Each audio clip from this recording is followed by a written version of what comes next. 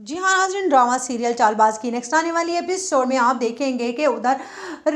रोहान तो रिपोर्ट्स देखते ही परेशान हो जाएगा और कहेगा ये मैंने क्या कर दिया, अपने हाथों से अपनी खुशियों को आग लगा दी। इधर ईशल का बाप जब ईशल को समझाता है कि तुम परेशान मत हो क्योंकि शायान के पास कोई ऑप्शन नहीं रही है और वो अब वापस जा रहा है बाहर, तो उस पर ईशल कहती है कि ये नहीं हो सकता, अगर वो सच्चाई बताए बगैर यहाँ से चला गया तो मैं अपने आप को किस तरह से साबित करूंगी असद भाई के सामने कि मैं ठीक थी और आयजा भाभी झूठ बोल रही थी। जिस पर उसका बाप कहेगा तुम इन सब परेशानियों से निकलो, वैसे भी मैं तुम्हें तुम्हारे ससुराल में अब ज़्यादा दिन नहीं रहने दूंगा। मैं सोच रहा हूँ कि तुम लोगों का काम किसी अच्छे मुल्क में सेटल करवा दूँ ताकि तुम और आशिर भी यहाँ से चले जाओ, ताकि इन टेंशनों से निकलो। उधर आप देखेंगे कि जब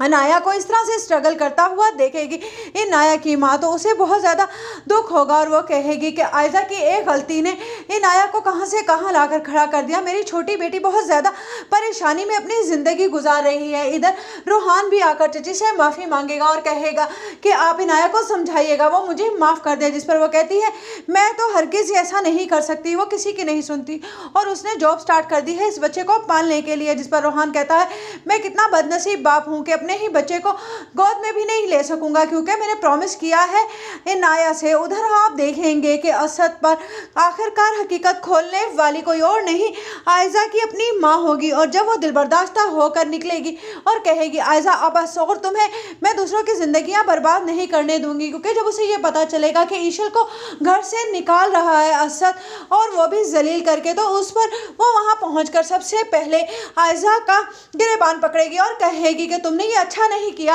अनाया ईशल और आशिर रोहान सबकी जिंदगियां बर्बाद कर दी, बल्कि तुम यहाँ तक कि अपने ही बच्चे की खुशियों को खा गई। तुम दूसरों के लिए लड़ते झगड़ते तुमने क्या किया, अपने ही बच्चे को खुद से मार दिया। जिस पर असद कहेगा ये क्या कह रही हैं चची आप। जिस पर वो कहेगी कि तुम नहीं जानते हो डॉक्टर्स ने इसे लास्ट वार्निंग दी थी जिसकी इसने ज़रा परवाह नहीं की और बच्चे की ग्रोथ बिल्कुल ख़त्म हो चुकी है और अब ये बच्चा इस दुनिया में नहीं आ सकेगा। जिस पर बहुत ही ज़्यादा परेशान हो जाएगा असद और कहेगा कि अगर आयजा ये बच्चा इस दुनिया में नहीं आएगा तो तुम भी मेरे घर में रहने की हकदार नहीं हो, मैं तुम्हें खड़े खड़े ही तलाक दे दूंगा। जिस पर आयजा गिड़गिड़ाएगी और ईशल की तरफ देखेगी और कहेगी ये सब कुछ इसने किया है। जिस पर असद कहेगा अब अपने जुल्म किस पर